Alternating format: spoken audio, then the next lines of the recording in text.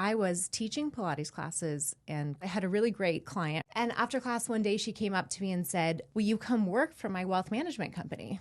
And I said, "That sounds boring." One of the things that women struggle with is getting out of secretary mode. And I ask women, when you bring an idea to the table, do you bring a PowerPoint with you? And they're like, yeah. I'm like, stop doing that. None of the men at the table are bringing a PowerPoint with them. I don't really love the word budget. I prefer spending strategy. Money is easier to make than it used to be. If you looked at my financial patterns of how I got to where I was, Dave Ramsey would be yelling at me. This generation is really shifting their mindset and saying, like, I want to enjoy my life. It's not about having the most at the end. It's about making the most of what you have. Well, everyone, welcome back to the Risky Assets Podcast Show. We are super excited for today's guest. We want to welcome Stacey to the podcast, and thank you so much for being here. Yes, thank you, Stacey. Oh, I'm so excited for this conversation. We are too. I think the exciting part is that you are in a space that's really dominated by the male powers that be. You don't say. You don't say. This is always the fascinating part. I just want to, open up introduction, hear your story, and then talk about how you became the COO of Morton Wealth. So let's start with intros. Like, how did you get your start? Where did you start working? Where did you grow up? Give us the lay of the land. Sure. This is a little bit of a long story, so I'm going to try to shorten it Cliff slightly. notes, But the point you made earlier, I read an interesting statistic more recently that only 20% of people in a C-suite role are women in financial services. Mm-hmm. So it's just like not very common for women to enter into this industry, but I'm glad that we're making our way. So I ended up here, by happenstance, really. I was teaching Pilates classes and coordinating weddings. I love this story. Yeah. I know this one. That's great. It's a good story. And I in the Pilates classes, I had a really great client. Her name is Megan Pinchuk, who is the chief investment officer at Morton, which another woman, chief investment officer. Fascinating. I didn't actually know that. Yeah, not common. And after class one day, she came up to me and said, I love your classes. I love the way the studios run. Will you come work for my wealth management company? And I said, that sounds boring. And you have no financial experience, truly, right? No. Yeah. So I'm a business economics major by background, but I don't know. Like we all go to college. Yeah. Do we really learn that much in college? Not for business, we're yeah. Not sure. And so she offered this opportunity for me, and I really said no at first, but she was very persistent, and it was fascinating. As she started talking to me more about what we do in this industry, the impact we make, I realized that this is not Bernie Madoff. This is not like scams. This isn't frauds. This is actually figuring out a way to help people live like their biggest, most fulfilled life. So fascinating. It's interesting. I read a lot of different books on how different generations approach money because I think that the life events that we've gone through shape who we are. For our generation, we had probably in high school, we had the dot-com bubble, and then we graduated college, or we were in the process of graduating college, and 2008 happened, and we lost our jobs. And so we're just like skeptical, right? Naturally skeptical of financial advisors, financial advice. Totally. And that was my only thought process going into it. And Megan educated me. And so finally she said, okay, why don't you start at my company and you'll just fill out paperwork? I'm like, still sounds boring, but I see the end in mind. And that was 10 years ago. So I've been in this industry now for a decade, and I just cannot even begin to describe how transformative it is for people's lives. So it was Megan. Yep. Mm-hmm. What did she at the time see? Was it the organizational skills? Was it you were in people's faces motivating them? What true. Was it? No, I just, there's always something that this person saw. Did she ever communicate what that was? Because I think that's a fascinating thing. You don't just offer people jobs from Pilates studios. I think it's hard to always talk about yourself. You're like, what do I do well? I'm not sure if I can explain that about myself. But I think what she saw in me is that I am just willing to do anything that's in someone else's best interest. Sure. Like even when I was teaching classes, I would customize it to each person that was in the class. If I was, doing weddings, I never tried to make somebody else fit within the box of what I thought a wedding should be. I always looked at them. I heard their stories. I interpreted their values. I was trying to be really thoughtful to make it about them. And I think she saw in me that I would take the same care and thoughtfulness into how we work with clients. I wouldn't say this is the best investment ever just for the sake of saying it. I would only say that if I actually thought it was the best investment for that person. And so I feel like she felt like I was a person of integrity, somebody that could be trusted, and that could translate into the role of financial advisor. Absolutely. And then how did she approach you? Just came up to you after class? Just after class one day. She had started taking over managing part of the firm too. We were owned by Union Bank that transferred to a few other banks. And in 2013, we decided that we did not want a bank to be the dictators of our future. And this is actually something that happens commonly in financial services, where you might have a really good advisor, but they have something backing them that maybe creates like a misalignment of interest. It was really important to Megan and our CEO, Jeff, that we could be independent. We could be objective. Of course. We wanted to be able to look at a client and say, this is what we think you should do, not the bank or Merrill Lynch, Wells Fargo, Morgan Stanley was pushing certain product. We wanted it to be really what they needed. And it seemed like back then banks were doing that for insurance agencies, financial, and it created a ton of disruption because there was, I don't know, let's say misalignment. It's just it's conflict, right? Like they're definitely pointing you down a certain direction. Yeah. So it's fascinating here. So you guys bought it back, I'm assuming, from the bank. So we're pretty much fully owned by our team members and employees. We have 13 partners now. We have a slight minority partner that basically is just a financial institution that could provide a support if we wanted to grow or expand. But other than that, like we are essentially the captains of our own ship. It's very cool. It allows us a lot of freedom to pivot where we need to pivot and actually be a little bit contrarian on how we see the world. We're not forced into a box. Sure. Yeah. And that was, we spent a lot of time on our last podcast talking about freedom and the space it gives us and just not being strapped down. Like that's what I need to be creative, to do collabs like this and get around all the right people.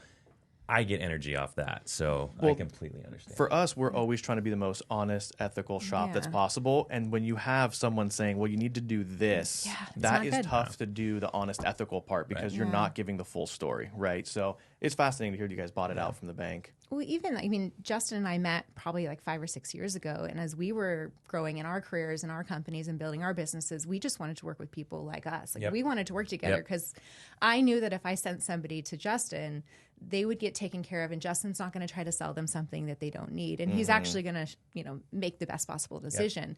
Like that's something that's really important to us too. Is that was our finding alignment the right too, partners. because when we were talking, just at our different agencies, we saw huge alignment in that. We were just both very matter of fact. If you want it, great. If you don't, this isn't good for you. Like we just had that same vision. So it's really cool. How did you two meet? Because this is the part where you know her way better than I do. So I'll go back to what I was going to allude to a minute ago when you made that statement. But we met through a mutual friend of ours, and his name's Justin Mitchell, which I've introduced you to. And it's been such a great connection ever since I got introduced not only to Stacey, but Morton.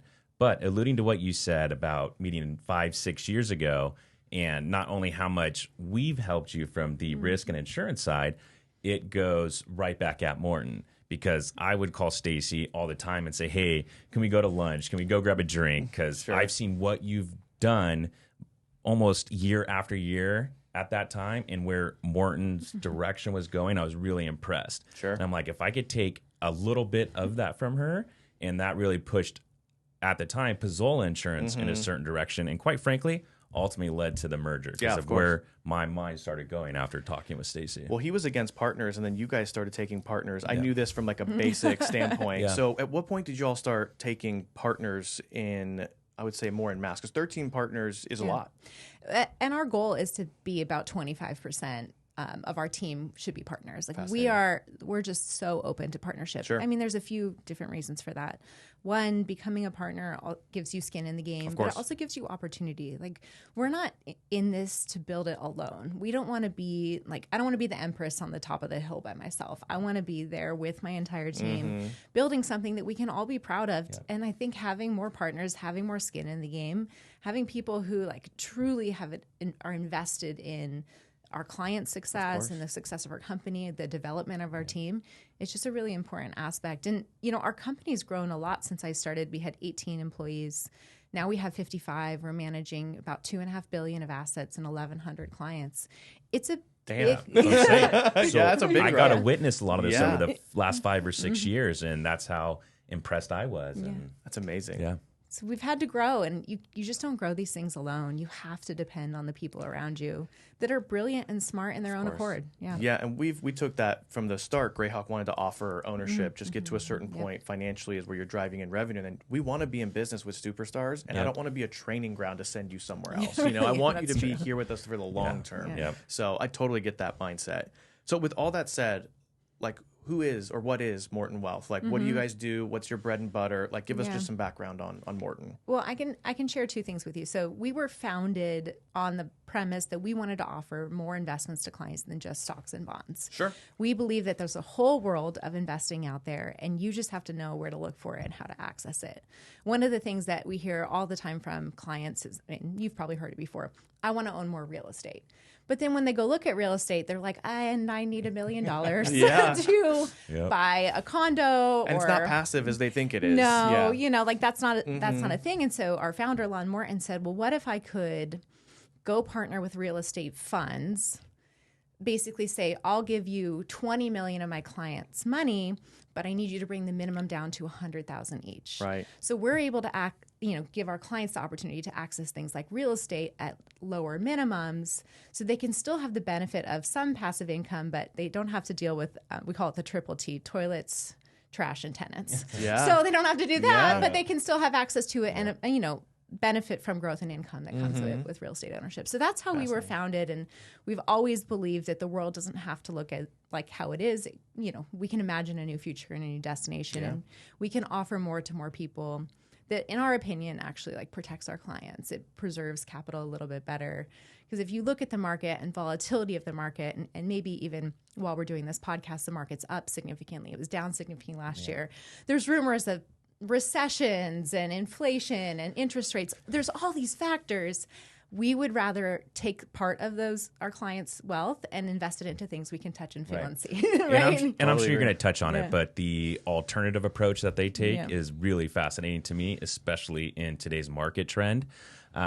So I don't know if you want to just touch on that real quick. Yeah. So, I mean, the easiest definition of an alternative is something that's not a stock or a bond. Sure. So in traditional investing, you invest in stocks because you want to grow your wealth. You invest in bonds because historically speaking, they've been thought of as safer investments that provide you with income.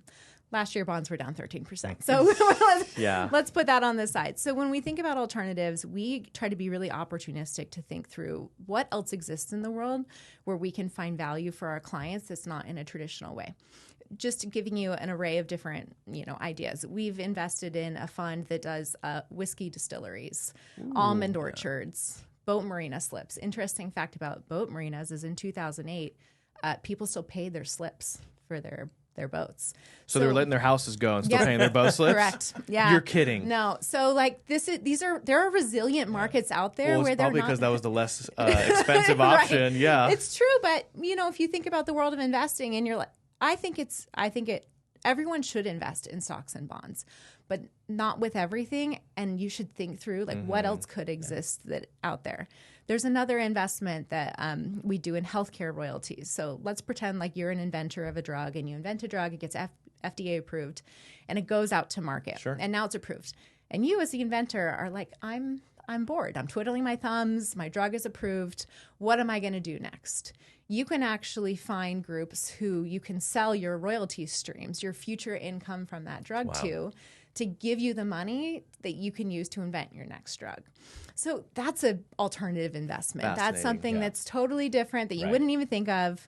But those are some different options that you can access. So what I was going to mention is how many investments that are alternative get dumped on your guys' lap, and then how many do you guys actually take percentage-wise? Let me give you a few different statistics on that. So last year, we had 130 investments pitched to us.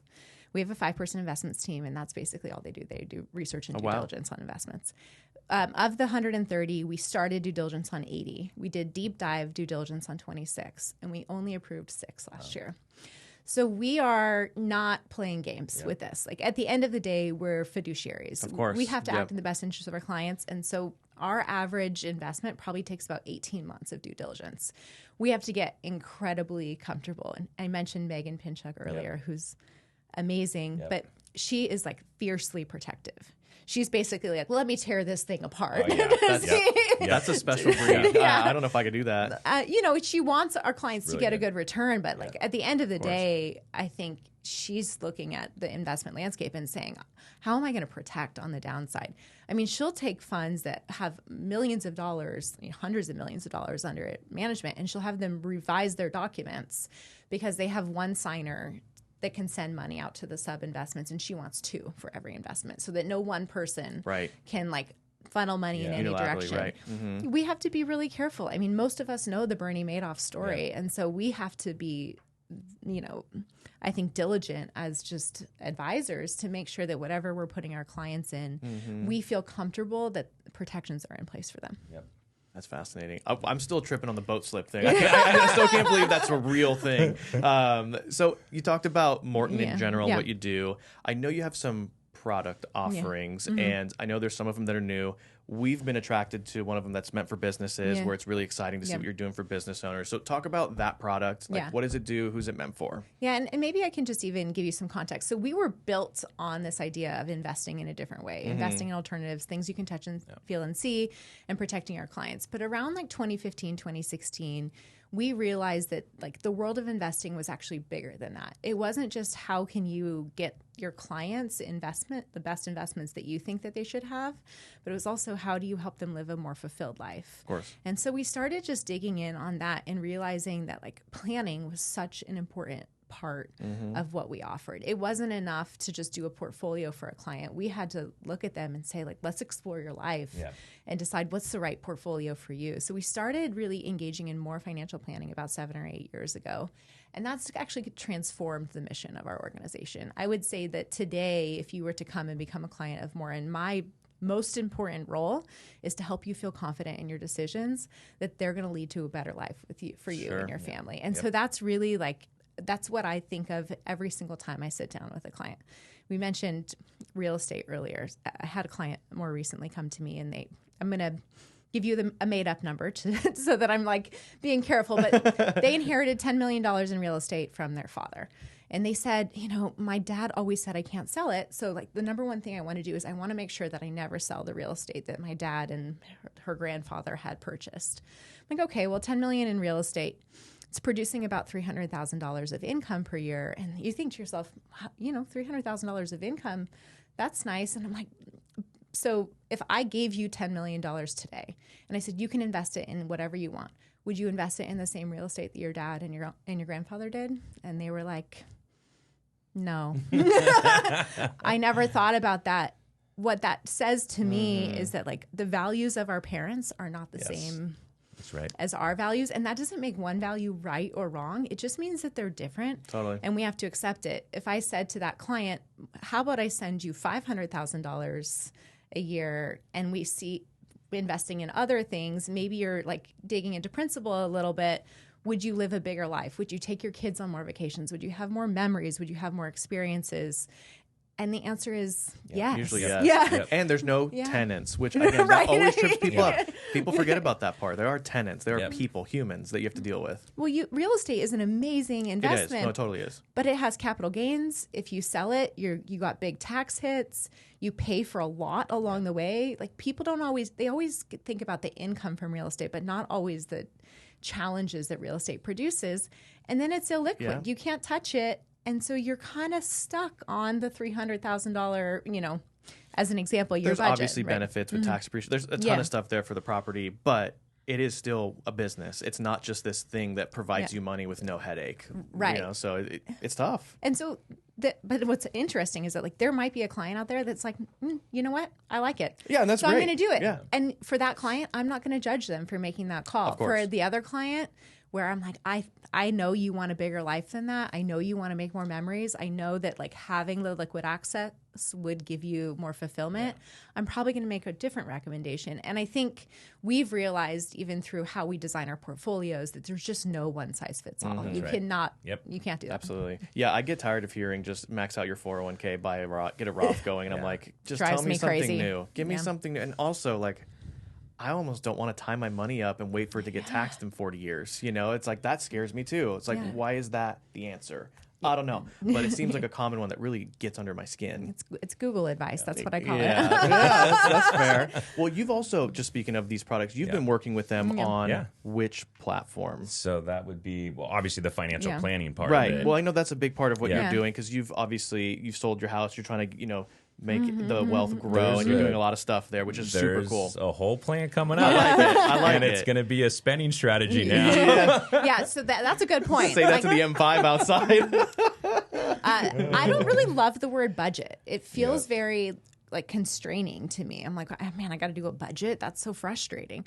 I prefer spending strategy because you can spend into your 401k, you can spend into a home, you can spend into your business, and that money doesn't have to just go away. It can come back at some point. And so I think we should all be a little bit more positive on how we think about wealth and wealth creation, and we should think about what buckets do we want to spend into that give us a lot of fulfillment. And that, when you mentioned products, we have 2 different service offerings that we've recently launched. One's called Strategist. It's an offering for business owners, where we do more of a retainer model, because most business owners don't have a lot of liquid assets. All their assets are in their business, but that doesn't mean they don't need financial advice. It doesn't mean they're not looking to say, I have my business and I'm investing into it. And I actually, in many ways, it's kind of like your business is an alternative investment. Yeah, it totally is. Right? It's a retirement for a lot of us. Yeah. So you have that happen, but you still need someone to partner with you to make really good decisions. So the business owner strategist, and then the other new offering that we're doing is called Modern. It's spelled MODEARN for earners, people in their earning years. Because again, there's a lot of people out there, and most of them in their 40s, where they've spent a lot of time so far in their working years buying a house, investing into their kids' education. Maybe they started retirement planning, but they don't have $1 million to invest, and they don't have an advisor. And you know what? They might not even want to. Sure. I think about myself, my husband and I live here in Thousand Oaks, but we both grew up in Lake Tahoe. We met when we were 5 years old. Tahoe is home to us. Sure. I could have invested my money in a general account, brokerage account, but instead I bought a second home in Tahoe because that aligns with my values. It's who I am. It's how I think my husband and I are going to have the best life.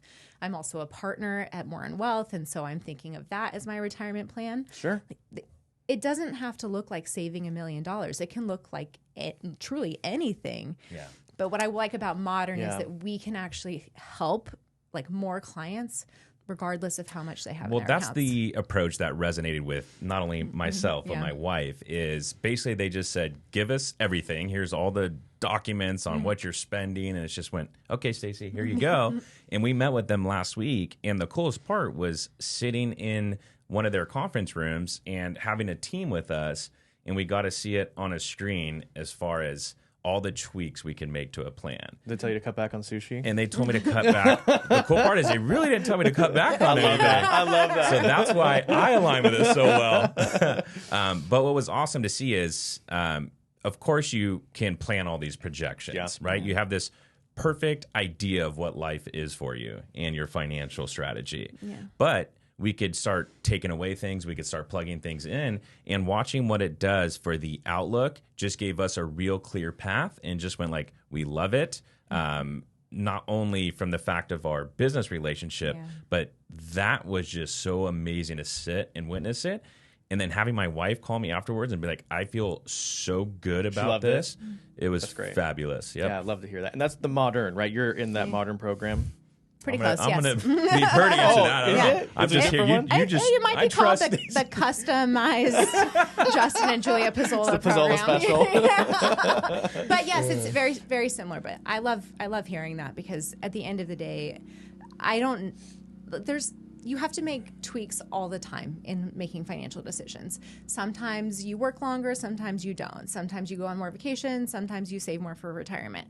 There's all of these push and pulls that you can make, and it's just not standard in terms of what everybody should do. And so my favorite part is partnering with you guys and saying like, what does your unique life look like? Where do you want to go? What do you want to do? And one of the things that I think is important in the process, and we talked about this a little bit, like having the most at the end doesn't mean you won. That's right. Yeah, you can't take it with you at the end either. So it's like, you know, if you want to pass it to your kids, but, you know. That's who really wins. Yeah, right. Well, even on that note, too, I think sometimes it's a little bit challenging. I have a lot of clients who are doing generational planning, and they're really like, they hone in on like, how much can I build for my generation? And can I do generation skipping trusts where the money goes into a trust where my kids can use it for income and then my grandkids get it?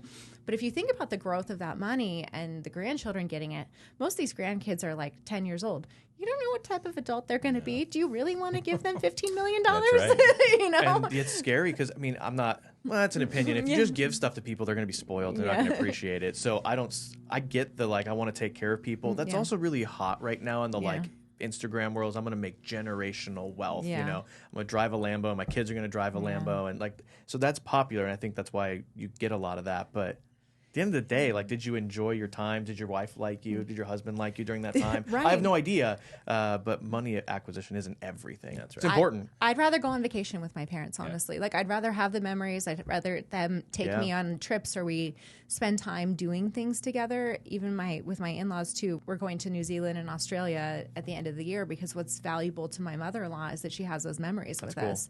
And so that was an interesting conversation I had with her on this topic of like, what do you want your wealth to do for you? And, you know, she might have had even her dad's like voice in her mind being like, just invest in real estate and then it'll be fine. But then if she actually thinks about what's valuable to her, it's much more than that. And I do think generations are changing too. I think we've talked about this before. There's certainly this, I call it the current me versus future me effect.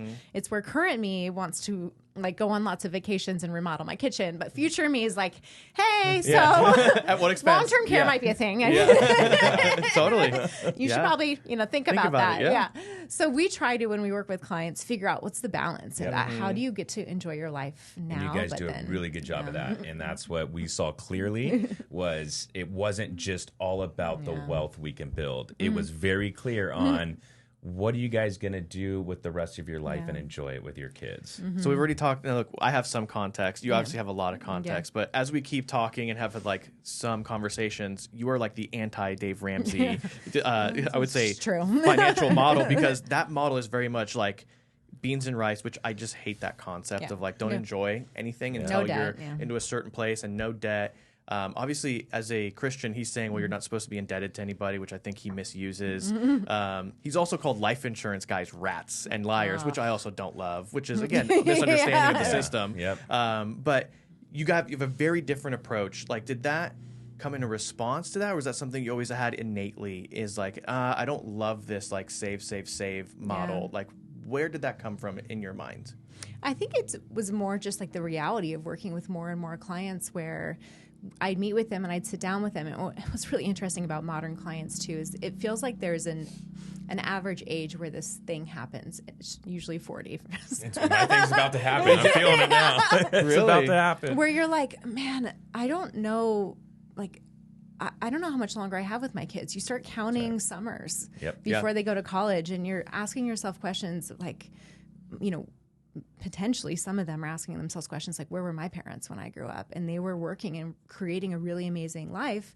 But then something happens where they have a heart attack at age 65 or they have some type of a loss and they didn't get to actually enjoy the fruits of their labor. And so I think this generation is really shifting their mindset and saying like, I want to enjoy my life. I want to enjoy my time. Like, it's not about having the most at the end. It's about making the most of what you have. That's and I think that tweak in mindset I've just observed over the last 10 years, like, it's becoming really, really strong. And so when I hear things and advice given on Dave Ramsey or TikTok or Instagram, my challenge with it is that it's like not customized to each person. It's not like they can just give Dave Ramsey a call and say like, here's my whole life story. Now what's your advice? Like, they might not even care enough or have the time to do that.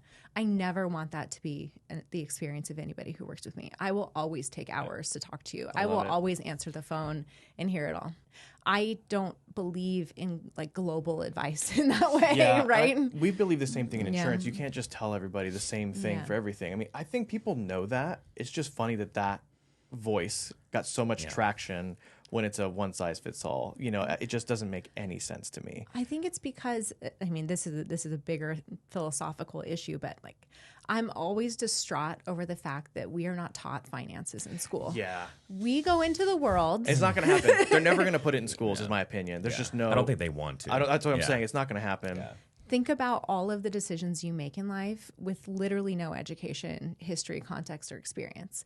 When I first started at this firm and when I was observing the world of finance, because Megan invited me in, I was looking around at friends, family, other people, and I'm like, why did you guys make decisions you did? Like, don't you know? And then I realized, no. They didn't know. They don't know, Yeah. you know? Yep. I think people, though, are also... People always want to say, well, my parents or whatever didn't show me. But, like, my parents are pensioners. They were government jobs. It was very much the Dave Ramsey style. Yeah. But I knew there was more. I did the research. I read. Like, it is as simple as doing the steps. Yeah. But it does require the thing that a lot of people seem to struggle with is work. And, like, working and taking the time to read through it. Because if you looked at my financial patterns of how I got to where I was, Dave Ramsey would be yelling at me. My parents didn't even like it. Yeah. I was on zero interest credit cards doing remodels, rolling them over. Like, and to them, that was like a cardinal sin. And I'm like, I didn't pay any interest for 36 months on a house renovation. Who wins or who's an idiot, right? And it's like, I just don't think it's helpful. And I do fall in more to the modern style. I also think because money is easier to make than it used to be, houses appreciate, property appreciate, everything appreciates faster. Yeah. I don't actually have to save as much money. If I tried to save $400,000, which is what I made on my house, it would take forever. But I made it in a year and a half, right? So like the world is a different place on top of it where I don't have to be saving like that. I think that they're smart debt, right, is the most important thing. And I don't think that you shouldn't not have debt and not be indebted to anyone. That these things are available to us, right? Like the world exists and we have things available, like the ability to get a mortgage on and buy a home. We have the ability to go to school and have lending for school. I am a partner at Morton, but I had to pay in for that the partnership. Ability to expand the business. I had to take on debt to buy in at Morton. Like, you have to think about the result of the decision and like if it's going to put you in a bad position along the way. If the answer is you feel pretty confident in what life is going to throw at you and you aren't just taking like silly risks, then I actually think debt can be a really good thing and a really powerful thing in a lot of ways. Yeah, I think it's super powerful. I think the plastic debts where it's like people are going into retail stores, that's the crazy the bad one, right? Yeah. Or huge car payments you have no business being into. The Madison Avenue debt, no good. No bueno. Yeah. And, it's like that's also depreciating assets for the most part. I think anything that can appreciate, you should try and get your hands on it. Yeah. That's just the reality. I mean, to be honest with you, I actually don't even think that the 7% mortgage interest rates right now are that bad.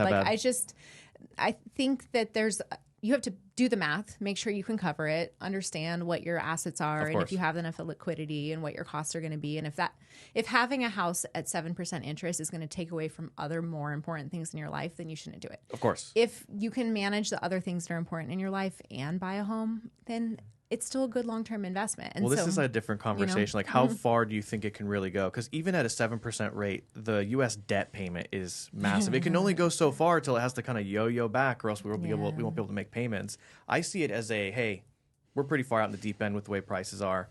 Buy it if you can afford it. At some point, it has to crawl back some. It won't be, I don't think, 2.65 or whatever, 8.5 I have now, but it will crawl back. You just got to be able to afford it, and then you actually can lower your payment once you can refinance it. I mean, there's still always opportunity. Yeah, early indication says that if it crawls back, it'll crawl back to like the 4.5%, which is still great. Yeah, which is fantastic. It is good. Yeah. So like you can also, I mean, even when I bought my home in Tahoe, it was a higher interest rate, but I knew that over the next few years, if interest rates came down, I would refinance it. But if for some reason interest rates don't come down, I had to ask myself the question, can I afford it? In like good scenarios and bad scenarios. And I actually leveraged one of my partners, Chris Gillespie, and I'm like, hey, I need you to hold a mirror up to my face and say, Stacey, can you do this? Can you make this happen? Sure. And so him and I talked. I used him as my financial advisor because why not? Yeah, of course. It's a great mind. And I said, let's do it. One of the things that proves to me is even though I'm in this industry, I still need a partner to help me make these decisions. And that's one thing that I think is a tragedy of Dave Ramsey or TikTok or Instagram is that whoever's watching these videos, whoever's listening to these shows, like that person on the other side of the screen is not your partner. they're just somebody like selling themselves. They need clicks. They need views. Yeah, like, exactly. You need somebody that can actually sit down and work with you. And the other roadblock I think that happens all the time is they say, financial advice is unaffordable. Financial advice is only unaffordable, like maybe in the moment you're like, oh, wow, that's a big investment to hire an advisor. But at the end of the day, if that advisor can help you make better decisions, can give you a bigger life, maybe save you money in taxes, insurance. Like one of the things we do often is we send you guys the insurance policies, and you're often able to find ways to decrease their premiums. Anything you inspect gets better. I talk about if you're not paying attention to what you're doing for exercise or eating, guess what happens? Like it's no surprise. But once you pay attention to that thing, it gets better. So if you're inspecting it, you're constantly looking.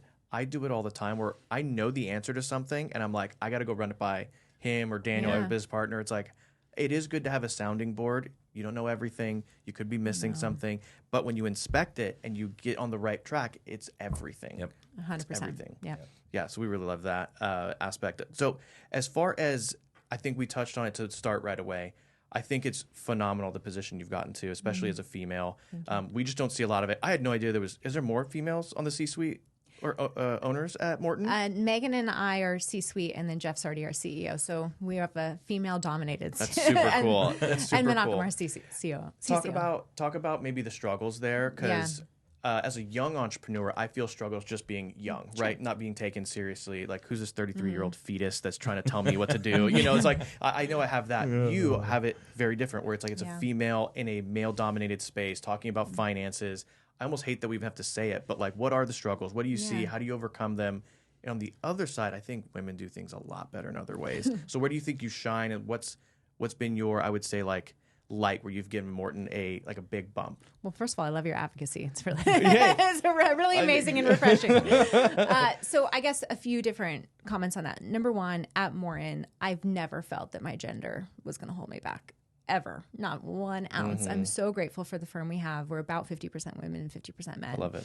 We just are very empowering in that way. And I would say that oftentimes, especially in my West Coast study groups, most of the other women in C-suite feel very similarly. I think where you have some challenges with women in financial services is when you have more like traditional roles, and you have traditional like institutions that have come out. And some, like, think about Mad Men, for example. It was like all the men around, like if you saw the TV show, it's like all the men around the office and all the women in the center and the secretary. And one of the things that women struggle with is I mentor women throughout the industry. Like, I call it, they have a hard time getting out of secretary mode. They're always the person that's able to do a lot. So they're never the person that's valued for their ideas. They're valued for execution, not for ideas. And so when I'm mentoring women who are like found themselves at the table, and they're saying, hey, I'm at the table, but like I just keep getting the work pushed to me because they're still in secretary mode. They're not quite at the place where they can be valued for the ideas they bring to the table.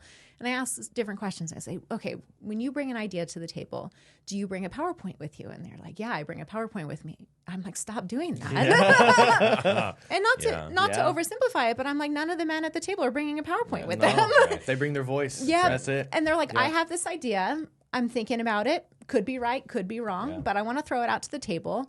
What would make this something that we'd consider? And then everybody gives feedback, collects it, and you're like, okay, great. Then you go back, you do some more research, you do some digital, and then maybe the second time the PowerPoint can come to the table. But one of the things that I think is really important in like advocating for more and more women to have positions of authority in financial services or other places is that we have to even like look at ourselves and our own self-confidence and what we're bringing and be like, well, what are we missing? What tendencies do we have that maybe don't showcase our skill set in the best way possible? And it's funny because I'll follow up with the different people I mentor, and like a month later, they're like, the whole entire thing has changed for me. Like, I'm now like here, I'm owning it. I'm not waiting for someone else to give me direction. I'm not scared to share my ideas. I'm pushing it forward. Sometimes, and I've had this happen a few times, where they come back to me and they're like, I quit because I realized I tried to share my ideas and they weren't welcome at that table. And I think that's another issue, right, altogether. And that's the men just being donkeys. But I think, though, the answer isn't like, don't stay there and be suppressed. The answer is like, quit and find somewhere else that will give you those opportunities, because there are a lot of amazing people in this world. totally There's a lot of amazing advocates like you guys who are not looking at me or someone else and saying like your intelligence or capabilities are based on your gender. You're looking and saying like, how can we work together to make this thing great, right? It's funny. So on the other end, we are trying to hire women. Now, whether it's the white collar space, whether it's insurance, it's a lot of no's because of whatever connotation they have of the space or whatever. So that maybe needs to be fixed as a whole, but we're obviously like we're hiring. Yeah, but that's up to us to work on fixing it. And we make the best. We make the same pitch to everybody, and just we want you to be a partner. They love it. Someone finally said yes as a producer in the female role, which is super rare. We're so excited. I'm like, hey, same goals. I want you to be an owner. She's gonna be fantastic. So good. She's gonna be fantastic. I can see it, and I wish. I think sometimes on your end, you alluded to it, like, why am I being secretary still? Yeah. It's like there is so much space for women in the white collar industry. They just also don't see it maybe as a place for them. So I mean, that happens all the time in financial services. Again, like think about Megan offering me the job and I was like, that sounds boring. I'm not doing that. So, you have to open your mind up to see like the impact you make. Of course. And I guess from my standpoint too, and maybe this is a little bit more of like a female perspective, like, I approach all my meetings with empathy. I never assume anything. I am not trying to be the smartest person at the table in any circumstance. I'm trying to be the person at the table that listens the best, the one that hears the things that people aren't saying and the things that they're saying. So I can try to like actually get to what they want. And the fulfillment that I feel in like helping people live their best life is incredible and amazing. And I think that sometimes there's a like misunderstanding of either your industry or our industry that like you're executing product or policy. I'm doing data and investments and trying to maximize returns.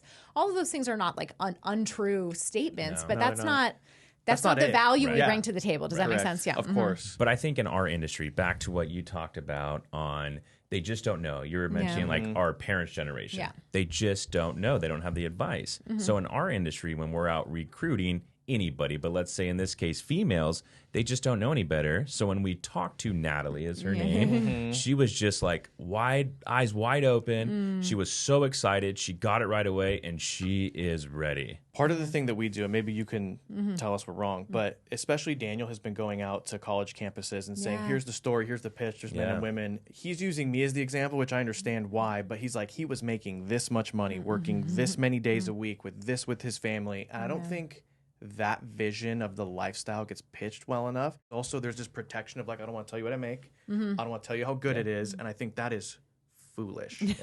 So we're being ultra transparent, which I think is helping, but there's still work to be done on our end. I think that that's really important. And as you think about changing this narrative, changing this story in the future, if you have daughters, like basically give them the confidence to communicate, to advocate, to like speak for themselves, because I'll tell you, in my industry, my best advisors, male or female, are not the ones with the most technical knowledge. They're the ones that communicate the best, because in my opinion, I could have all the technical knowledge in the world, but if I can't explain it to you in a way that matters, that resonates, where you can see the light at the end of the tunnel, it's not going to matter. And so as we continue to like think through developing people to find more, whether it's females to work in our industry or just really anyone. And as you think about even raising financially fit children or like children fit for the workplace, finding that inner confidence, that ability to communicate. Like the other thing I think should be taught in school, theater. I think everyone should. Absolutely. Oh, fascinating. Everyone should do theater. Yeah. You should learn how to like live outside your own thoughts and emotions. You should learn how to like. Okay, so this is the public speaking model. Like everyone should be able to get in front of a crowd. I mean, in a lot of ways, yes, right? And so many of us are nervous. I mean, even to be honest with you, I learned public speaking from YouTube. I just watched video after video after video, and then I practice whenever I do any types of events. I walk around my neighborhood and I talk to myself. I look a little crazy, but that's weird. That's theater in the streets. But if I would have cultivated these skills earlier in life, I think that would have like really suited me well. You know, 1000%. It is fascinating to think about having 3 daughters that need to be financially ready, and it almost feels like I'm not doing enough. But it's just interesting to hear, because I want them to be taken seriously, and they're beautiful, they're smart, and it's like they have and should deserve a seat just like anybody else. Help them understand their voices matter, their ideas matter. Like they don't have to prove themselves to anyone. They just have to show up, and they have to be willing to do the hard work after they show up too. And I think that goes for anyone really, regardless of gender, race, anything, right? So I think that those are some of the principles that I've found when I'm recruiting new people, when I'm hiring new people. I'm thinking about like, are you willing to invest in yourself? Are you willing to wake up every day and not be told to do what to do, but bring your ideas to the table? Understand how you contribute, think about making an impact in our company and our industry. And that's really important. One thing we've had success on, though, just on more the starting place, we hire a lot of like restaurant servers that communicate well. So that was going to be my baristas, those kinds of things, you know? So that's where my head's at. And that was my next question was, how do you guys go about recruiting? Yeah. And do you like Pilates to stay, studios? do you like to stay in the industry and out of the industry? Because we're more out of the industry. Completely out of the Out too, insurance yeah. industry. Yep. At the end of the day, I think that a lot of really talented people, like how they grew up, where they ended up, where they went to school, they're amazing. And like, I'm not going to just base it on education and college degrees. Like that feels very silly and short-sighted from my standpoint.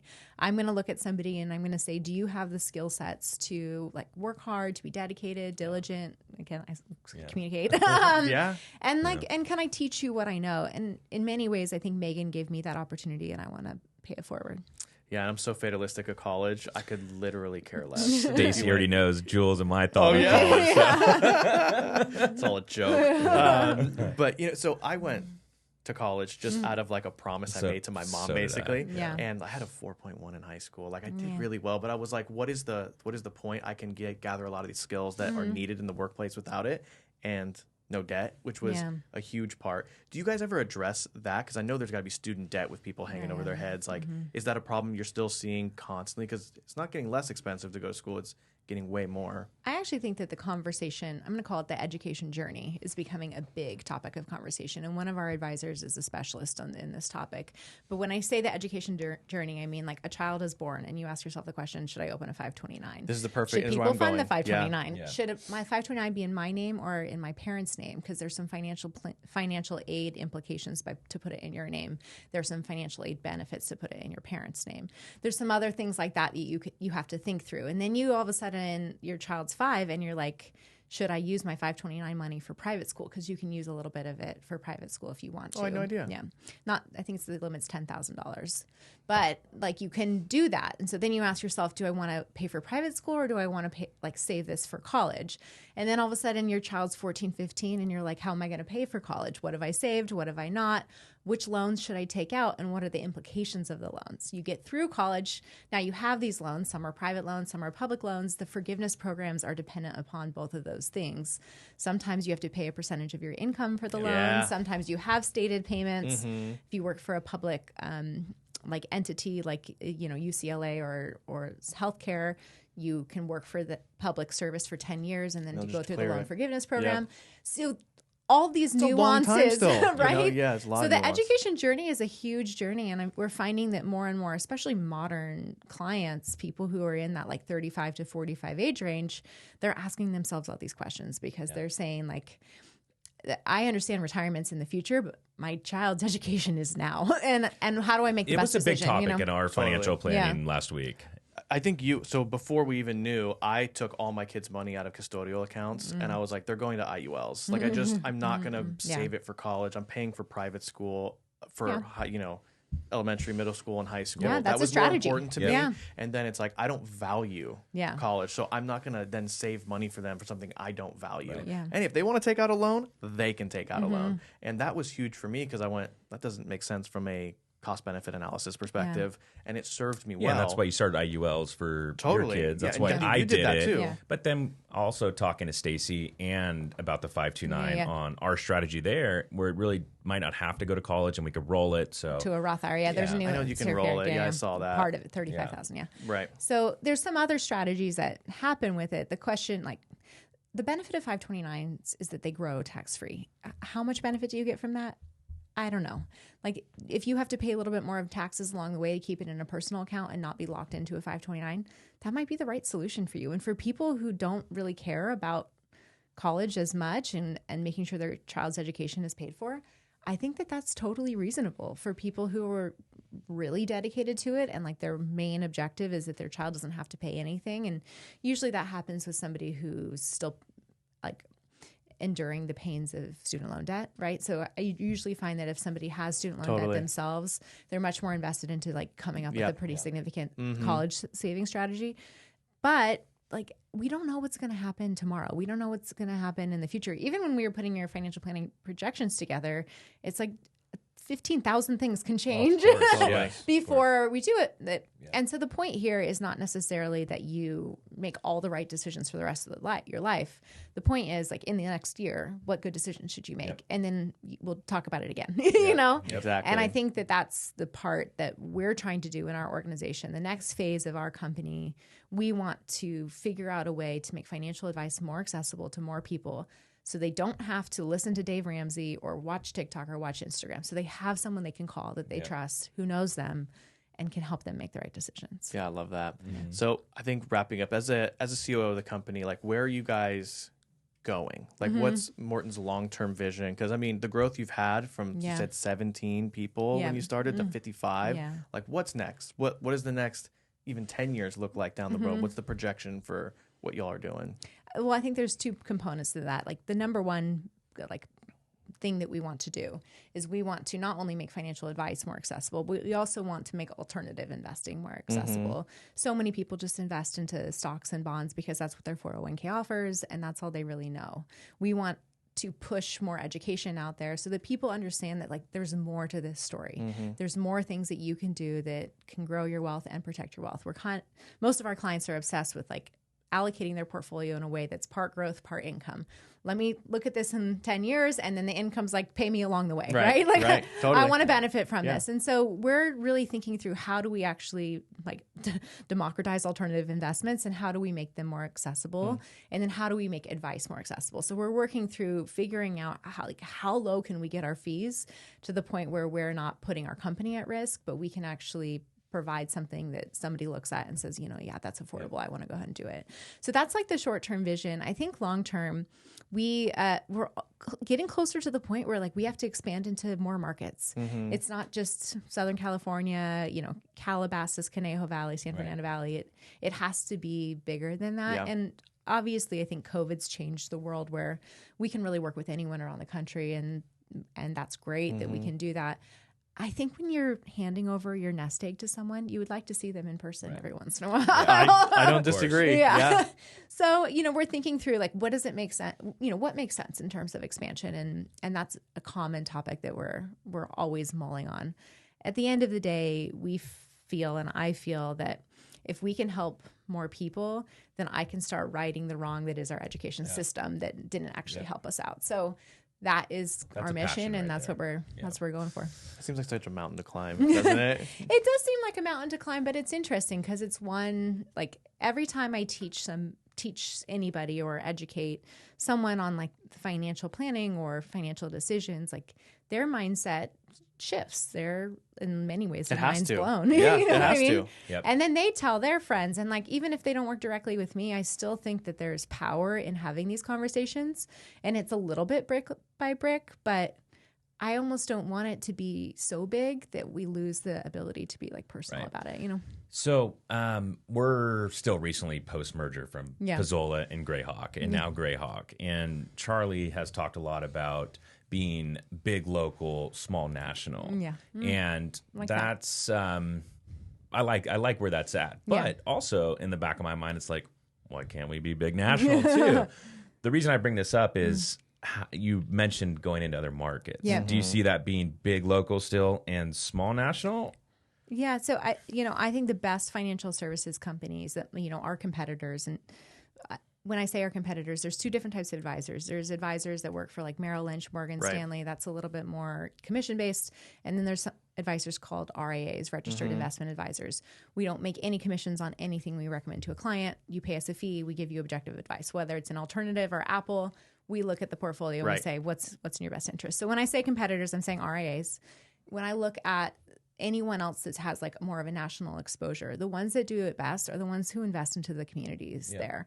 Like we all shouldn't just be in business to make more money. No. We should be in business to like give full support, like where we are.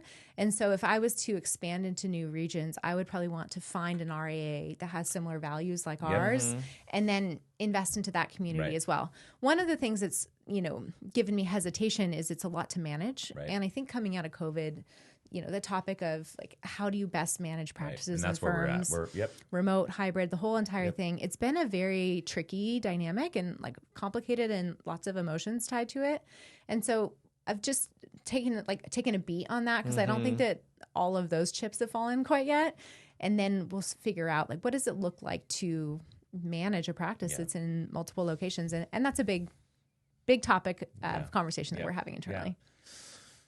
I love it. I mean, as to tie in what we do, I would say there's a lot of things that are shifting from the financial perspective, like my parents' long-term care, disability coverage. Like, are you guys seeing just from a insurance perspective a need for more of that or less insurance? Like, what's your opinion on it? Because I know we work together on stuff, but what is the opinion on some of those ancillary ones like long-term care, disability, permanent life, and all that good stuff? Well, I think long-term care is going through some changes too in the state of California that are up and coming. Yeah, so usually we'll see when what mandates happens. come, it gets messy. But I'm not sure how that's going to work. Yeah, we'll see. So this kind of goes back to like a value system. I do think disability insurance is underutilized. It's crazy expensive, but if something happens to you, like that income replacement is so important, especially if you're younger, you have kids, family, like a lot of people who depend on you. Totally. I think disability probably should be taken a little bit more seriously than it currently is.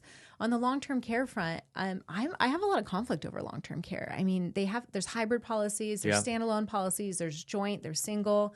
When you look at all of the policy options, the price of those policies are pretty high, and like they've ditched inflation riders.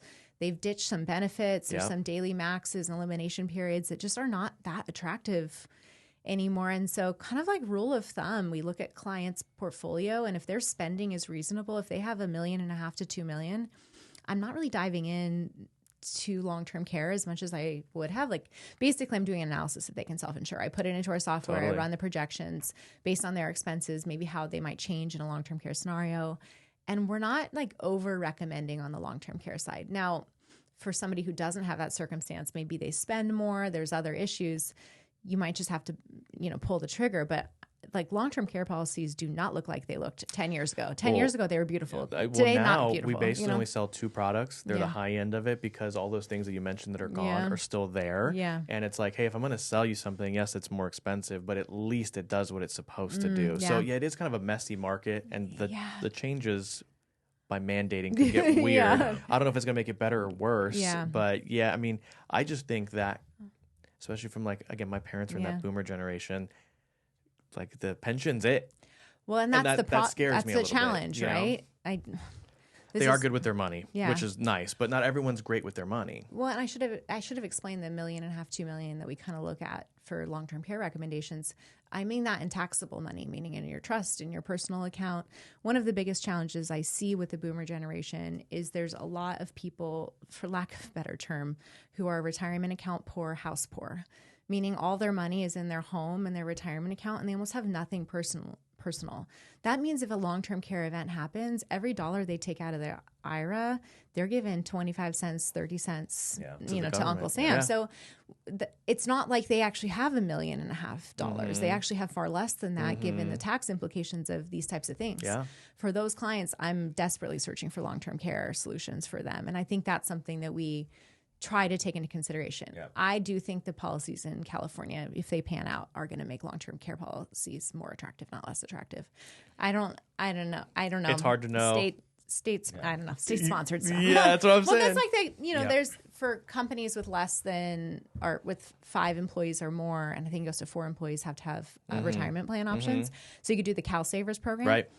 Do you want the state of California to make decisions on your retirement fund allocations? Not at all. I just don't like some of these types of programs. While I think if that's the only option, then I can see that being a reasonable option but for a lot of us, we have to actually weigh the pros and cons and decide, like, is it worth having our own 401k plan or long-term care policy to make sure that like we're not being so state dependent and we can like take better control of our destiny.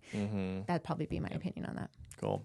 Well, Stacey, I had a great time with you. Thank you so much for being on the podcast. Really, really enjoyed it. If you all like that video, give it a thumbs up, and we really appreciate you all. We'll see you on the next episode. Yep. Thanks Stacey, so much. thank you Thank for you. everything. Thank you. Appreciate it.